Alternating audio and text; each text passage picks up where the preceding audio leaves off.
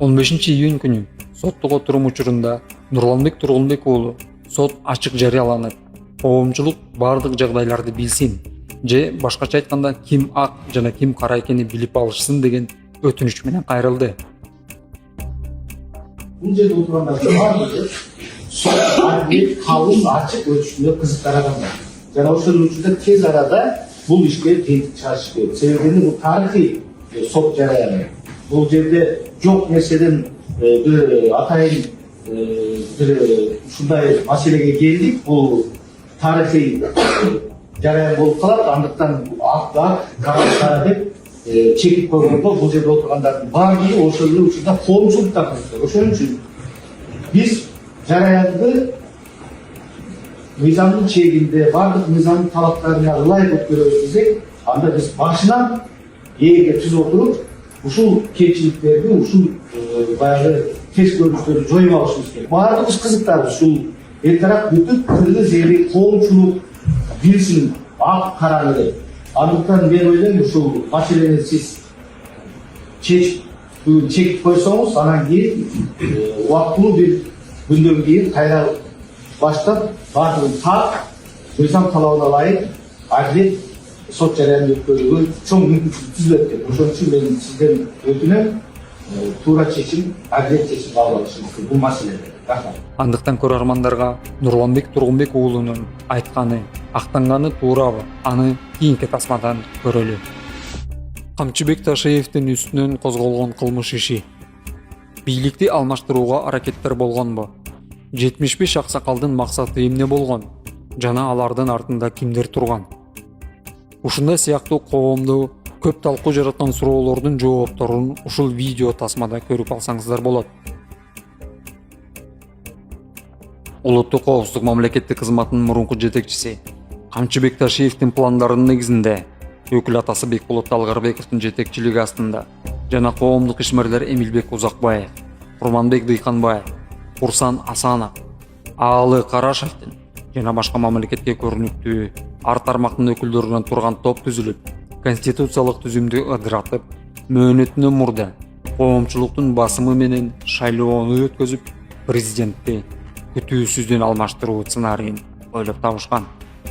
Алар түзгөн план боюнча массалык маалымат каражаттары, жалданма журналисттер, социалдык тармактар жана аларды колдонуучулар аркылуу эл арасында ар кандай кептерди таратып, коомчулукту даярдоо кызматына журналист Нургазы Анаркуловду Камчыбек Ташиев дайындаган. Ал эми Жогорку Кеңеште Камчыбек Ташиевди аталыкка теңеп, генерал тараптабыз деген депутаттардын жардамы менен, башкача айтканда ошол учурдагы спикер Тургунбек уулу Нурланбек жана депутат Курманкул Зулушевтердин демилгеси менен 75 аксакалдын катын мыйзамдаштырууну мерчемдешкен. Ал гана эмес, мыйзамсыз иш аракеттери ишке ашып кетсе, өзлөрүнүн кызматтык орундарына Курманбек Абазов жана Элдар Жакыпбековдорду мураскер катары даярдап, андан аркы боло турган иш аракеттер бир гана Камчыбек Ташиевдин көргөзмөсү аркылуу болоорун тергөөнүн жүрүшүндө белгилүү болгон. Жыйынтыгында бул пландар ишке ашпастан Камчыбек Ташиев кызматынан алынып, үстүнөн оор беренелер менен кылмыш иши козголуп, сценарийди ишке ашыруучулар төмөндөгүндөй көрсөтмөлөрдү берүүдө. Талгарбек уюштурган экендер. Мага эмилген Узакбаев. Депутаттар договорду чуркап жүрөт. Талгарбек менен ким кетет? Узакбаев кетет.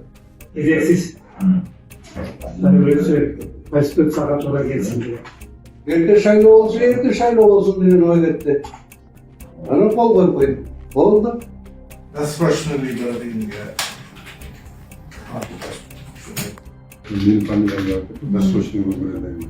Кол койбосо болбой, койгула деп айтылды, мына ачыгын айтайын. Имтиханын Узакбаев айтты. Кол койбосолор болбой, коюшуңар керек деп айтылды. Талгарбеков даярдады.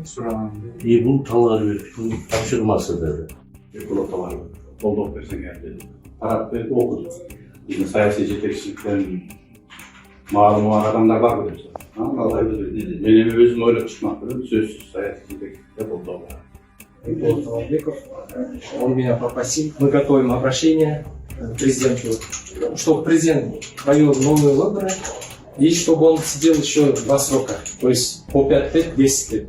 Примерно 7 или 8 fevralda Emre Uzakbayevich telefon çaldı. Çığa koyuyorsun ben kele jatam dedi. Tekst bilen tanıştım.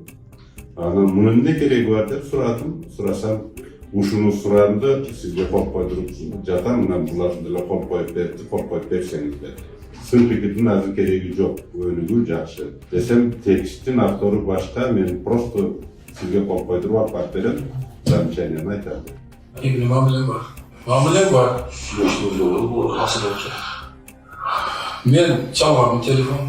Buna tavır kızı çıkıyor dedi. Ulan, ne var desem aytdı. Hemen özü, çok söz bilet ediyoruz. Uyuştursan, yaratıyorsun. Anlaşalım. Uşağın bile tutsa uçuk etmedi. Görgende yok, bilgende yok. Men ne, iki başım vardı, bir başım vardı. Joğacak bilen arkadaş dedi. Men sorup etsem, men jaman görüp aytып da, sen me iki dostu koldabaysın mı dedi.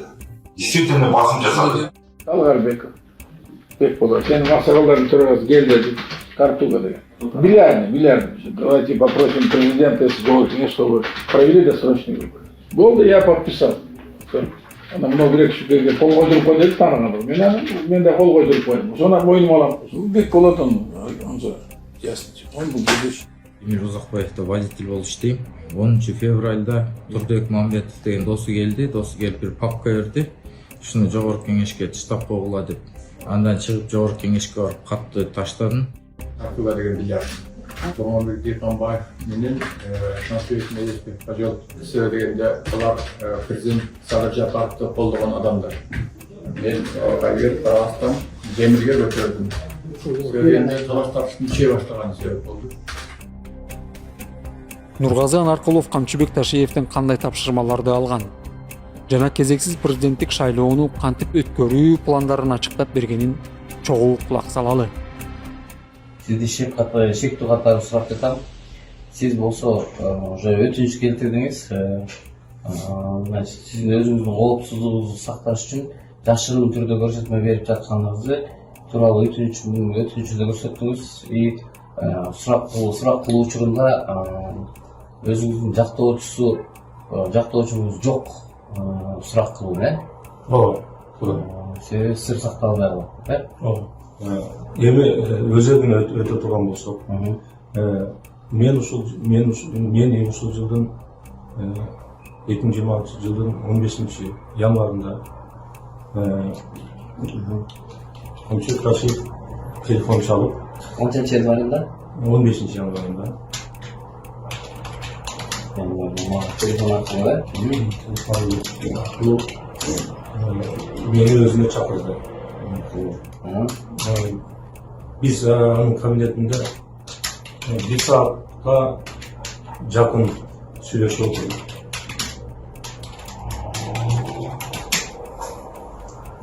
Сизге Камчыбек Кудусаевич сизди биринчи жолу, экинчи жолу чакырганда элге кайрылуусу тууралуу айтып бересизби, айтканыңыз менен?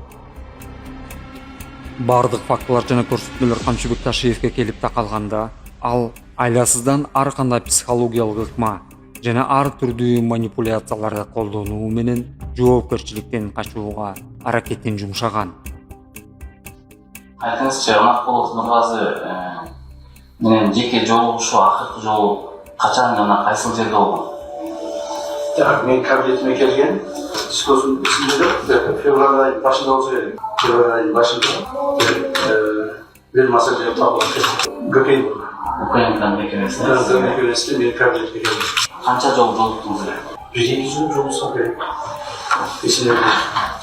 Если надо, дойдемся до суда, в суде буду отвечать. Я тоже уже начну понимать, нет уже. Министерство хозяйства иштеп берген жокмун. Ушуну кетирбей, ушуну кармап калайлы деген ниет болуш керек да. Халкына секен боло берет.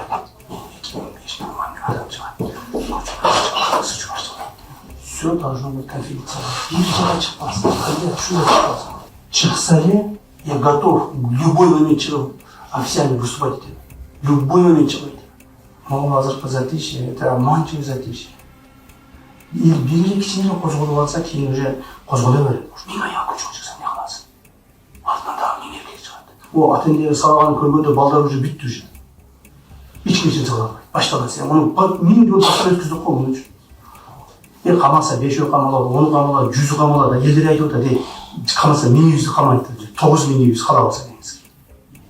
Анан баяғыдай анан 2019-дай, 2011-12-дегидей жол тосмойлор, жол ачмайлар, аяқты басып алды, бияқты басып алды, ызычу ұрышталар. Или азыр возможно болып тұра дарбай болып кетші. Яқта уже невозможно, тоқтатарбай қаласың дегенше. Вот это сегодняшнее затишье обманчивое. Имей в виду.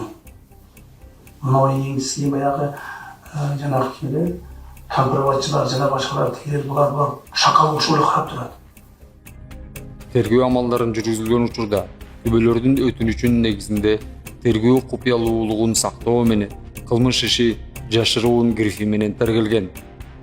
Эми соттун чечимине ылайык соттук отурумдар ачык болгонуна байланыштуу күбөлөр мамлекет тарабынан коргоого алынат.